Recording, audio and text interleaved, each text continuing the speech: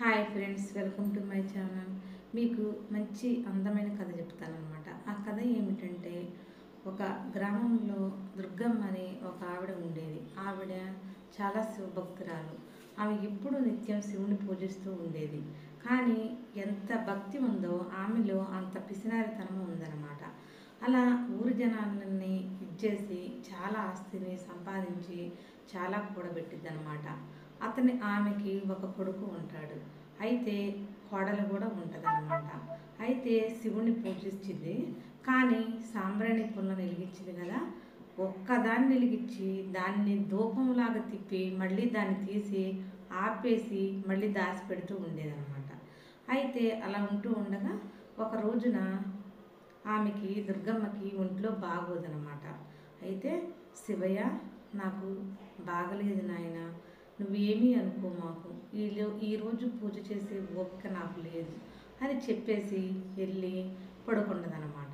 కోడలు ఏమనుకుంటుందంటే, మా అత్తగారు ఒంట్లో బాగోక పడుకుంది, ఈరోజు పూజ చేయట్లేదు, నేనన్నా చేయాలి అని చెప్పేసి ఆమె అనారోగ్యం పోయే వరకు కోడలు పూజ చేస్తూ ఉంటుందన్నమాట.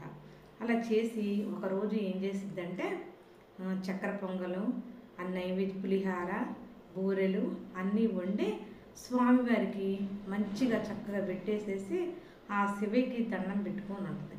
ఈలోగా వచ్చి కోడల, అమ్మో వాయు, ఏంటి స్వామికి శివకి నైవేద్యాల ఇన్ని పెట్టమని నిన్ను అడిగాడా ఏంటి?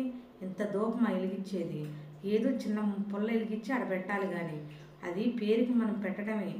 శివయ్య వచ్చాను తింటున్నాడా అని కోడల్ని మందరించేసి ఆ సాంబ్రాణి అలా ఉంటూ ఉండగా, శివయ్య, మా అత్తగారిని క్షమించిన ఆయన, మా ఇంత పూజ చేస్తుందో కానీ ఆమెను మనసును కూడా మార్చిన ఆయన, ఏది తిన్నంగా చేయనివ్వదు, ఇంటిలో మంచిగా వండుకొని తిననివ్వదు అని చెప్పేసి ఆ శివయ్యకి చెప్పుకొని వెళ్ళి భర్తకు కూడా చెప్పిద్ది అనమాట.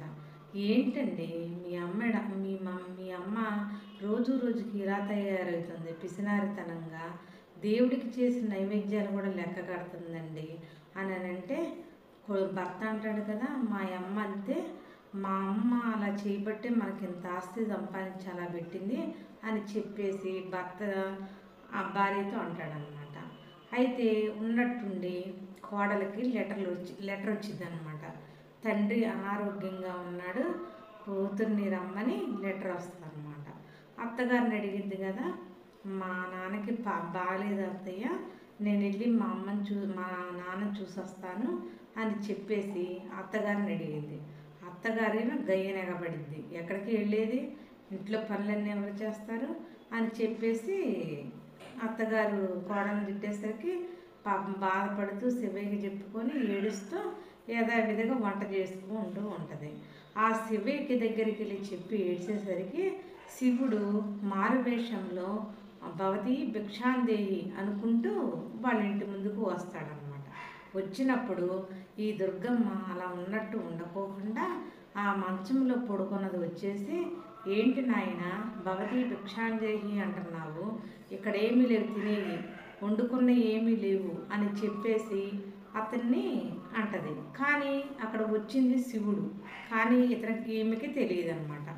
అయ్యేసరికి అక్కడ కోడలు అన్ని వంటలు చేసి అక్కడ పెట్టింది. ఇక్కడ లేవని చెప్పింది కదా, అక్కడ వంటలన్నీ మాయమైపోతాయి. ఇదేమి చిత్రం, నేను అక్కడ భిక్షగాడి వస్తే వంటలేవి ఏమి లేవనేసరికి ఇక్కడ అని ఎన్ని మాయమైనవి, ఈ మాయ భిక్షగాడ ఏంటి, తంత్రాలు వచ్చాయి ఏంటి అని చెప్పేసి మనసులో అనుకుంటుంది. మళ్ళీ తర్వాత నెక్స్ట్ తెల్లారి మళ్ళీ శివుడు భవతి భిక్షాందేహి అని అంటే, ఏంటి నాయన అంటే, నాకు కట్టుకోవడానికి బట్టలు లేవు తల్లి, బట్టలుంటే ఇవ్వవా అని అడిగితే, ఎక్కడున్నాయి బట్టలు లేవు ఏమి లేవని మళ్ళీ చెప్పింది. తీరా చూస్తే ఆ బట్టలన్నీ అక్కడ మాయమైపోతాయి. అక్కడ కోడలు అత్తయ్య అత్తయ్య అని గట్టిగా అరుస్తూ ఉంటుంది. ఏంటి కోడల అంటే, మన బట్టలన్నీ కనిపించట్లేదు అని అడిగితే, ఇదే విచిత్రం, నిన్నేమో అలా అయింది, ఈరోజు ఎలా అయింది, ఏం చేయాలి రదే అని అనుకుంటూ ఉంటుందన్నమాట. రేపు వచ్చినప్పుడు గట్టిగా మందలించాలి అని చెప్పేసి మనసులో అనుకొని అనుకున్న తర్వాత ఈలోగా ఆ ఇంటి శాఖలు అతను ఏం చేస్తాడంటే, అమ్మగారు మీ బట్టలన్నీ మా ఇంటికి వచ్చేసినాయి, ఎలా వచ్చినాయి ఏంటో మాకు తెలియదు అని తెచ్చేసి ఆ బట్టలని తెచ్చి తన ఇంటికాడ పెడతాడనమాట. ఇదే విచిత్రము ఏంటని అనుకుంటూ ఉంటారు. అలా ఉంటూ ఉండగా మళ్ళీ తెల్లారి మళ్ళీ అతను వచ్చి భవతి భిక్షాందేహి అని అంటే, ఏంటి నాయన నువ్వు వచ్చిన కాడి నుంచి అన్నీ మాయమైపోతున్నాయి, ఏంటి నీవు అసలు ఏంటి మాయ, అన్ని మాయలు చేయటానికి వచ్చావా ఏంటి ఈ ఊరికి అని చెప్పేసినంటే, కాదమ్మా మరి నాకు ఉండటానికి ఇల్లు కూడా లేదు, నివాసం. ఇక్కడ ఏమన్నా ఇల్లు అద్దెకు దొరుకుతాయేమో, నీ కొడుకు ఏమన్నా చూపిస్తాడేమో అని మీ కొడుకు ఉంటే పిలవరా అని చెప్పేసి అని అడుగుతాడనమాట. ఇదేం చేసిద్ది, నా కొడుకుని పంపిస్తే వాడేసుకుంటాడు, ఎన్ని చేస్తాడని చెప్పేసి ఒట్టిదానికి అబద్ధం నా కొడుకు చచ్చిపోయిండని చెప్పేది అనమాట. తీరా చూస్తే అక్కడ ఉన్నట్టుండి నిజంగానే చచ్చిపోతాడు కొడుకు.